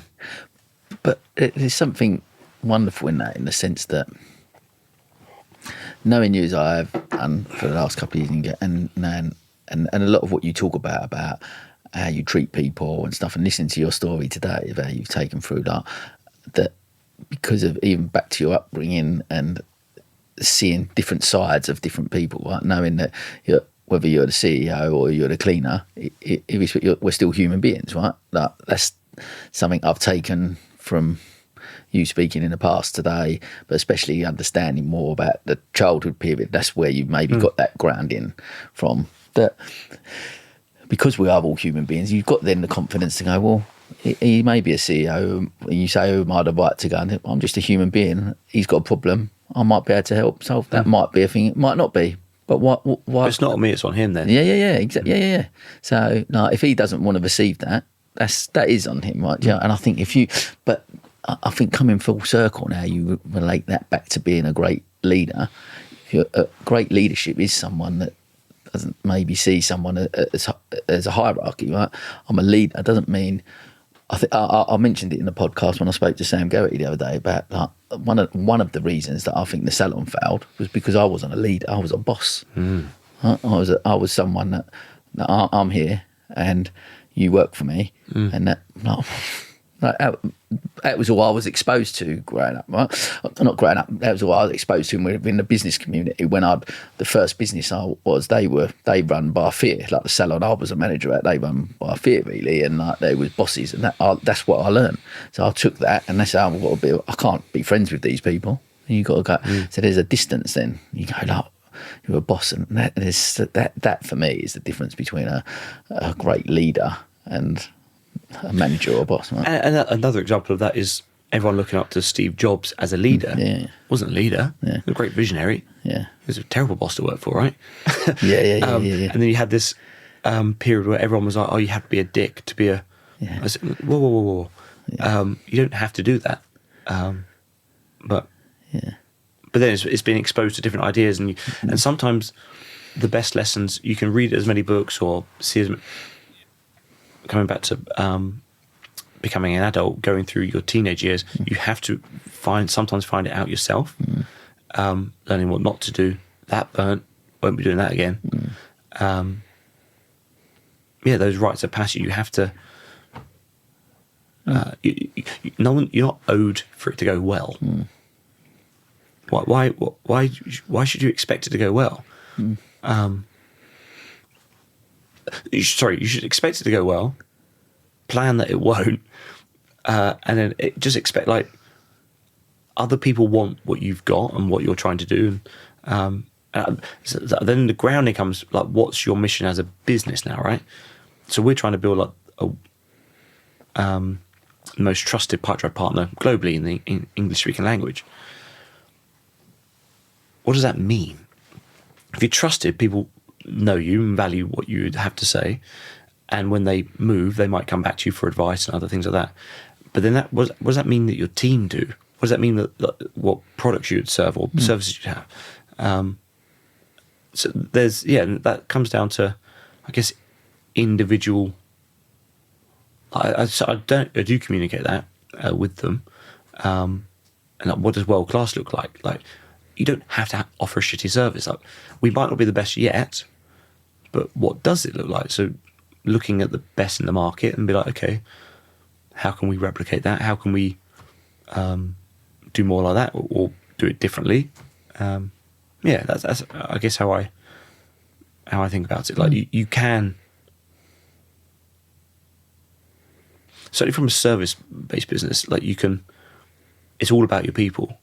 I've been very fortunate so far that I've had a lot of people that haven't been great, but there are some people that are that their innate ability is of service. They want to help people, which can be a gift and a curse, because sometimes they help people when they're not paying for you. Why are you still emailing them? It's been 10 months. They haven't paid their bills. But that's, I think it's just being deliberate with it. What, because when you started the business, so as a risk leap, right? So it was a COVID business, right? Yeah. So I lost my job at an agency in town. And the MD there was great to me. He was always like, "We're going to sell ourselves out of this," but obviously, being an agency that worked with events and travel, they got hit quite hard. I then started it with a kind of a friend. He was like it was a post on LinkedIn that I saw, gave him a call, and I never could have taken this risk before, right? And actually, there are some people that I think are entrepreneur thoroughbreds, that they are the risk takers. They are the risk takers. I still don't think I'm that. I think I can spot opportunities. I think I can build opportunities, but I'm not that kind of, he had sold his business the year before. And we just got on like a house on fire. We're like the first, so he had a business kind of tech and sales consulting as a one-man band, and wanted to bring someone on to solidify it out. We're like, do I do delivery? Does he? So he split it out that I would do sales. And so a bit of a story while we focus on Pipe Drive. I'll come to that in a moment. But our first 3 months, we said, so we did less, charged more, revenues doubled 3 months in a row. So it's a bit more strategic than that. But I was like, well, we shouldn't be doing all that, So I was able to have direct impact straight away. And that was kind of what we did there. Then we started hiring one person a month for the next 10 months. So like we just grew. And it was the best working partnership I've ever had in my life. It was amazing. And then we had some health issues, and we actually were going to close it all down in February of 22. And at the same time, a friend of mine was offering me a job. He wanted me to join his business. And I was like, literally the same day, I was like talking about what the fuck we're going to do with Evolve. And I told my friend that no, essentially, because I need to give this a go. And he was so nice. He said, I know that don't be too stubborn to put out if it gets tough, because he is another entrepreneur. Like, he's grown his business, doing very, very, very, very well this year. I think he's just hit his first million maybe this year. After 10 or 12 years, right, of different businesses. And he was like, you always have something here. But he said, don't be too stubborn to quit. And I feel like so I then took over the business 100%, so it's now 100% mine. I shrunk the team down to 2 people straight. That's the first thing I did. So we just hired a content and partnerships person. And I thought we could build something around with him, because we had the podcast and whatever else. I think we can do something there. So we redid the website. He was doing the podcast outreach, editing and stuff. And we then built it back up. The first year was really tough. Second year, a bit harder. We, got some more bigger projects back in, but the delivery team wasn't quite there. And then this year we got the delivery team back really in a good spot, so we can service service more people, service more complex work as well. But that's a massive jump in leap. But that started from me being a number two with this guy, and then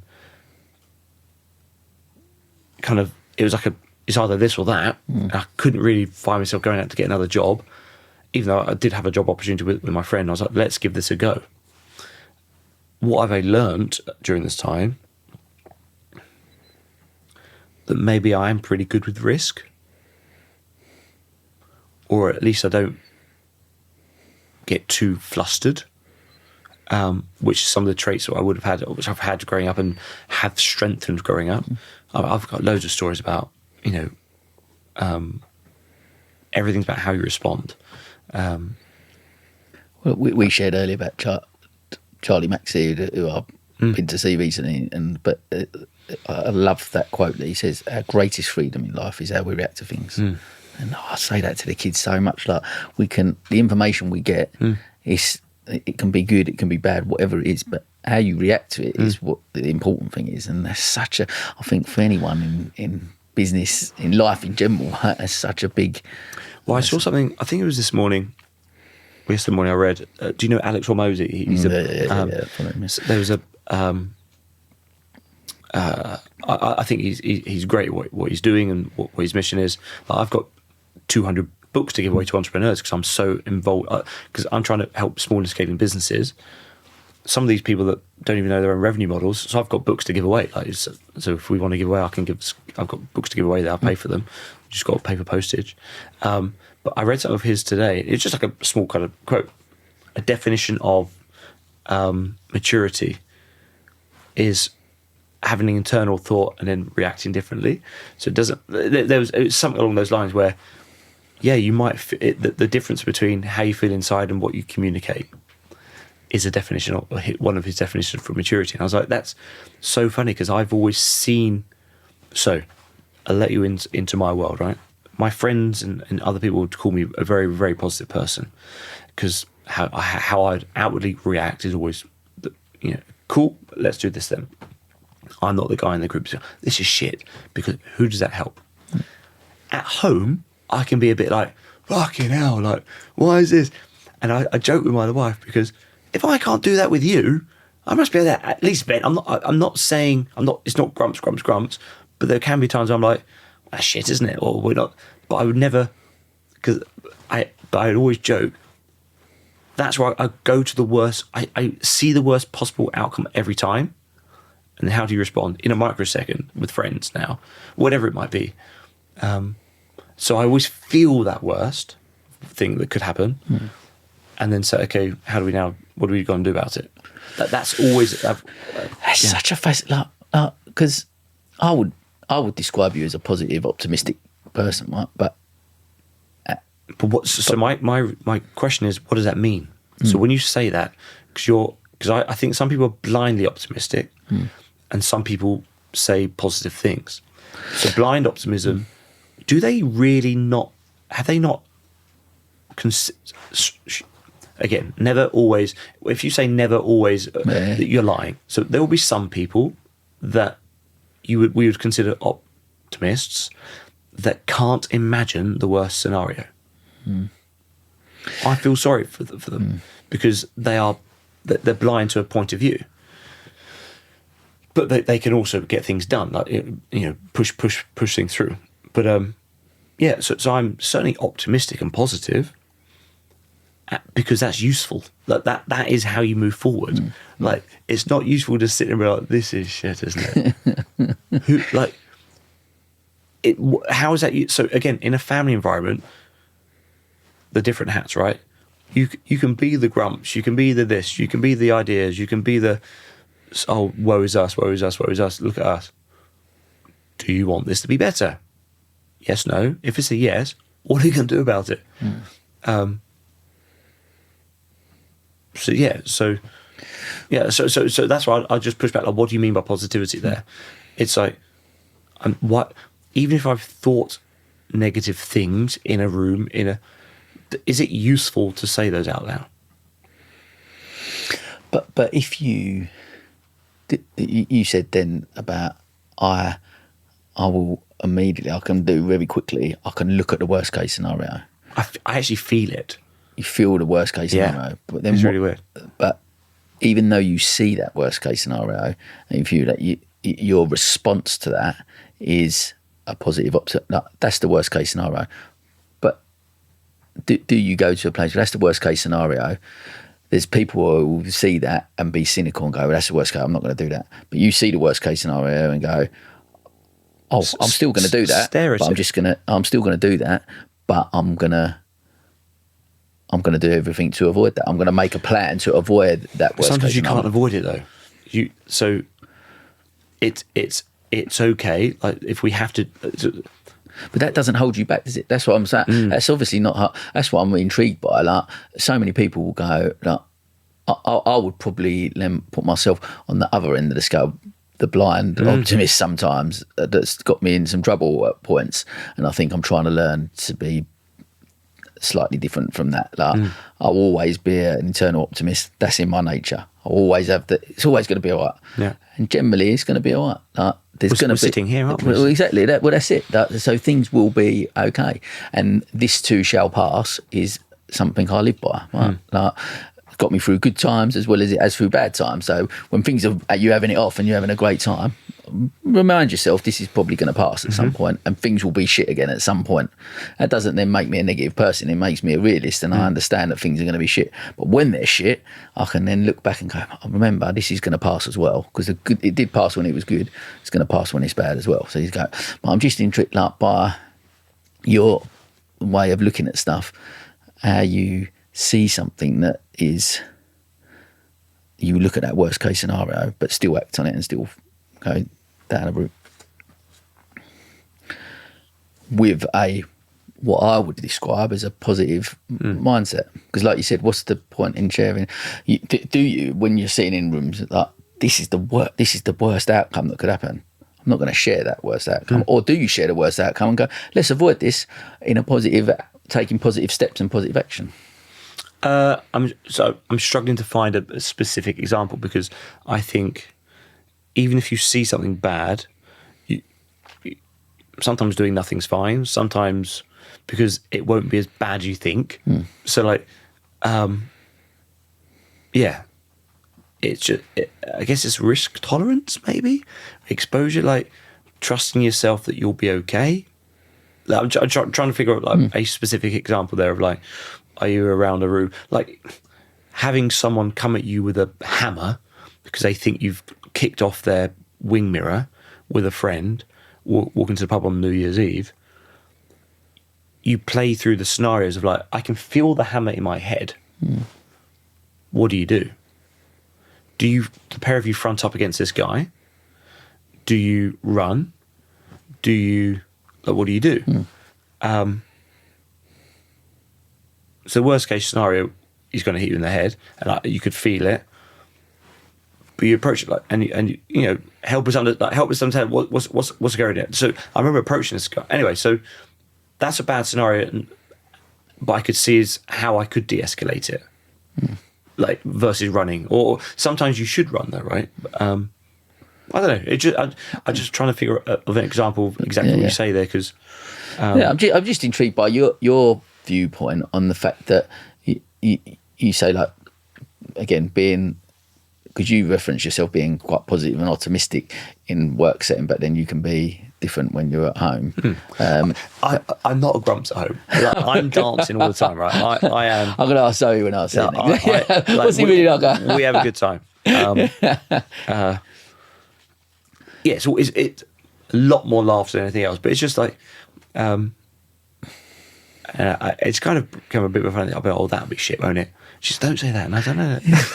This is more of like a, but I do.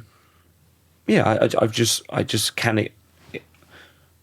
I can imagine the worst case scenario, because I've seen some stuff, and then, well, yeah, how do you respond? I think that's the key. And the lesson, I guess, for people listening, the lesson is exactly that. How do you? I get what it comes down to. I'll tell you this.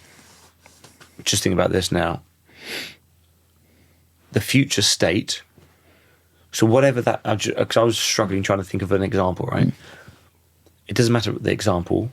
Whatever your example is, what is your future state of that? So, I'll give you an example.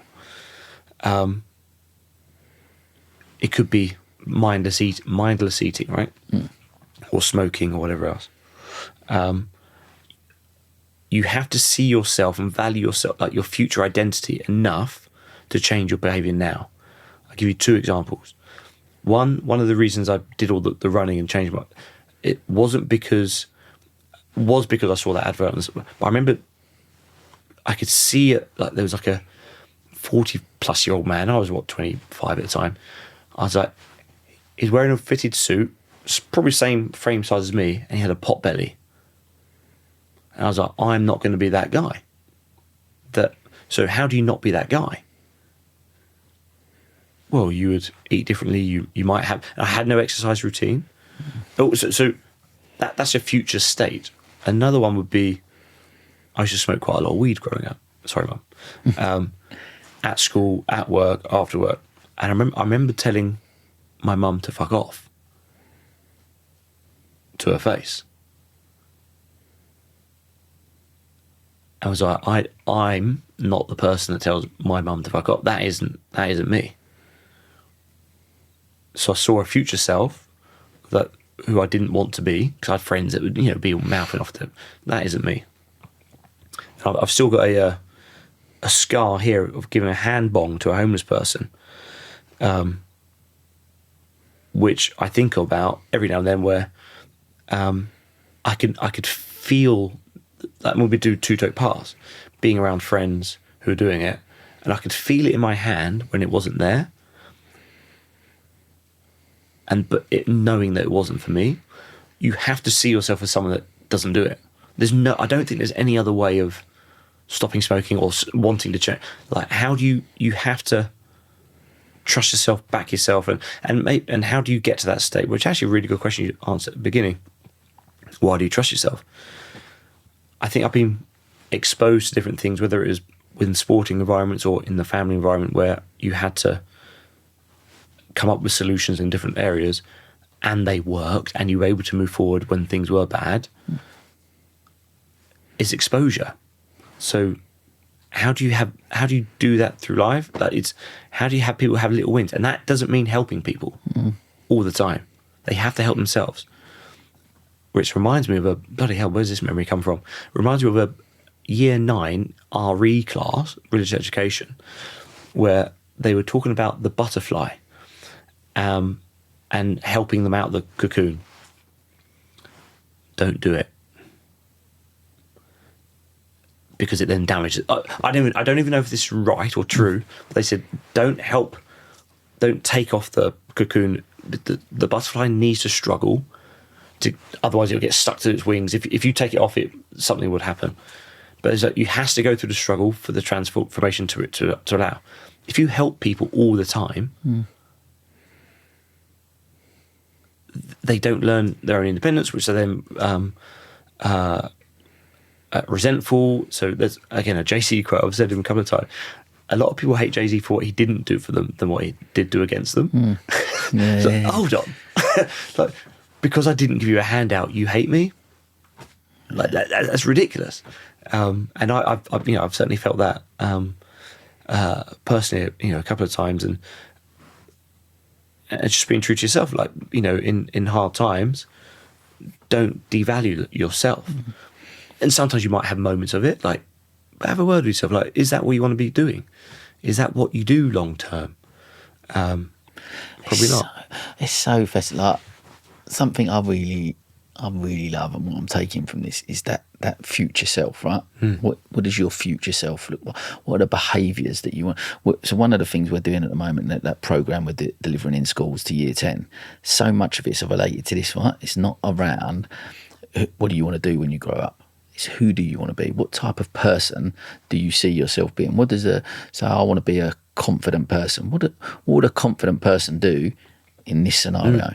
I want and see yourself as that person in that future. And it's just like so much of what you're saying. What I've taken from that is what a brilliant thing for kids to learn at a young age, right? But actually, people who are listening and adults, like wherever you are in life at the moment, what is that future self that who do you want to become? And if you're struggling to see it, go find some inspiring people. Yeah. So whether that's children, like if they have no one who that, yes, they can find it through a screen, but how can you help them?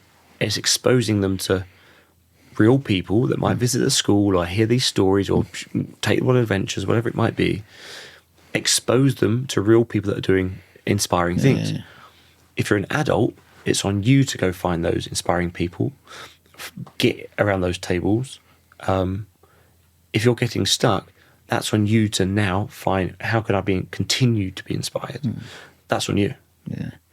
Yeah, we've got to take responsibility and accountability for our. And I do think about this, like wherever we are in life, like that accountability. Like I do believe, and especially when you relate it to sort of mental health and stuff. And this is a tough thing to talk about, but that actually we do have a choice, right? But sometimes people don't have a choice with the situations they're in. Like, I've lost my job, divorced, whatever. It's not always your fault potentially that's happened. But it is and it's not your choice. It's not my choice to lose my job. It's not my choice to. I'm getting divorced from my wife for whatever reason. That wasn't my choice. Do you know what I mean? If that's the situation that people will find themselves in, but it is your choice how you react to it, how you respond to that situation. It is your choice, and I do believe that wherever we are, we have a choice of what path we want to take. So, because your future self, do you want to be the guy that's drinking, overweight? Or do you want to be the person that's like, actually, come on, kids, we're going here. There are options. It's no matter how hard it gets. There are choices. I love that. Look, we're coming towards the end. There was a couple of bits I wanted just to touch on in regards to especially with Evolve and stuff, with the CRM, and obviously starting that project. But I'm really, one of the things I want to touch on with this is around sort of been in tech and obviously AI and stuff that's coming on, but you talk a lot about like the human side of stuff. Talk to me a little bit, share a little bit about that side of it in relation to wherever we go in this world of AI and I guess relating to your business, but what is it about the human side of stuff that you still think is going to be a big impact in that? So where's it going? I don't know. No one does. Anyone says they know they're lying. There was again, the NVIDIA CEO, I was listening to a podcast. He says, this is again, one of the most most valuable companies on earth, saying, there are just waves and you ride waves. And it was the chip boom, the .com boom, there are waves of industrial things that will change and you ride them. You don't control them, but you ride that wave. AI is going to be an incredible opportunity for everybody for the next 5, 10, 30 years, right? I'm thinking of it like there's different types, but I'll talk very generally about kind of not general intelligence that's going to run countries, which they will, but just like the access to intelligence that we all will have, and the dangers of that. So what I mean by intelligence, so a microwave has a lot of technology in it, like really, really cool. It plugs into electricity. If it can't plug into electricity, it doesn't work as a machine. Intelligence, we will all have intelligence in our pocket to solve problems, create frameworks, get answers, and just retrieve information. So we'll be able to ask any question about our business in the Google Workspace. What invoice do we send Jenny in February of? And it'll just know it, right? So there's all those types of. That's going to be incredibly useful moving forward. What won't change? And I think about when Jeff Bezos gets asked this all the time. What's the predictions? And he's like, I tell you what won't change. Customers will always want things cheaper and faster. That's always going to be the case. So instead of asking what's going to change, it's inevitable. What won't change in the people that you want to serve? Then there's principles. So we were talking earlier about people buy from people. That isn't going to change. Like, yes, there will be. I actually did a post on this on Stephen Bartlett's LinkedIn. I was a bit just before bed. Put my 2 cents on this little post. He was like, "I'm betting on Team Human." Great. I mean, exactly for a lot of the reasons that he said. But people will. It's convenience. So AI will do a lot of things really, really cool, but it is just a tool. People will value this. There's a richness to it. There's a not quite perfectness to it, which is why people live in cities, because they want to drink the best wine, meet people, work together. Obviously, there are outliers where some people move outside and they'll have their own little work remotely, but people come together because we are communal beings. So where's it going? I could chat for the next 3 hours on that. Like I think it's fascinating. I've always loved tech. I do worry about. I think about the Jurassic Park line. We think about what we could do, not what we know whether we should. Jeff Goldblum quote. Like there's a. And I think about some of the talks I used to go to about 10, 15 years ago where they'd talk about the AI race and who's doing this. And a racetrack is quite... If you're in a race, you press the brakes sometimes. If it's... if you're in an arms race or any kind of technological race, you need to be able to pump the brakes to turn. For example, nuclear power, right? So if you look at what people thought you're going to be doing with nuclear power, powering your lawnmower, put it in your plants to grow. There's all these really weird things. And then we had the biggest thing that, with the Manhattan Project, nuclear bomb, that has had the world shook. That was like, whoa. Now we have mutually ensured destructions. That's why people have it, because then you get a stake at the table, but you don't. Ideally, no one's going to be using them, right? It's like a stalemate. But if you want to be taken seriously, you need to have them. AI at a consumer level, it's going to be you're going to have it on your device. Your watch will have it. You'll in your glasses. It will enable you to do more things more effectively. So if you're going to give a presentation, put your glasses on. You can have your words just there, and you can still connect with people. There'll be loads of really fun and quite dystopian things. I don't know if I like all of those. I value not knowing sometimes. That is human. So pressing forward in all of these technology innovations isn't like what's it solving? Does it actually help? Are you just finding gaps to because it's cool? And then on the other side, that's on the bigger kind of AI race. Like, what are we solving for at the big scale? I think, I hope, what I'd hope for is that we just get unlimited free energy, and the energy question is no longer a thing. And that's how you get abundance. And this has been exposed to ideas like there's a guy, Peter Thiel. No, not Peter Thiel. He wrote Abundance and Bold, ran the SpaceX, not SpaceX, the X Prize. I forgot his name now. It'll come to me. But he has quite an interesting idea. That he's basically a futurist, right? And his whole thing of living with abundance will likely be true. But one of his ideas was super credibility. So if you want to launch something, you have to take the risk and kind of. So if I said I'm going to launch a podcast on men's health, who gives a shit? Like, cool, Bruce. Yeah, you said you were going to do workup. That didn't work, did it?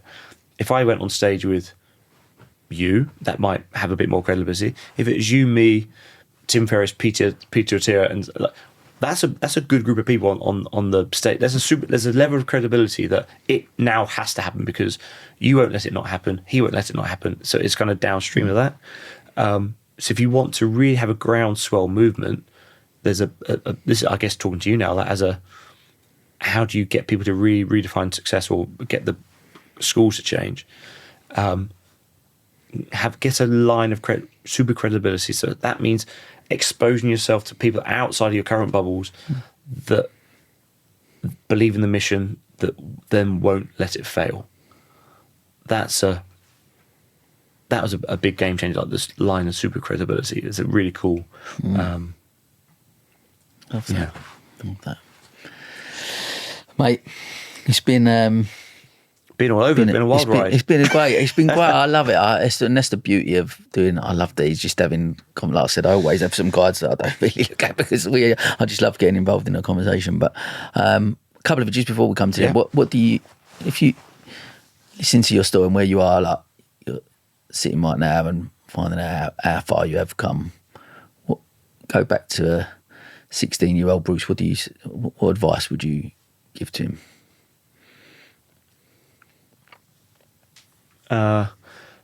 Find inspiring people and follow them. Love that. We have a closing tradition on this podcast. You'd have been to a few of our top table events, the magic cards. Yeah.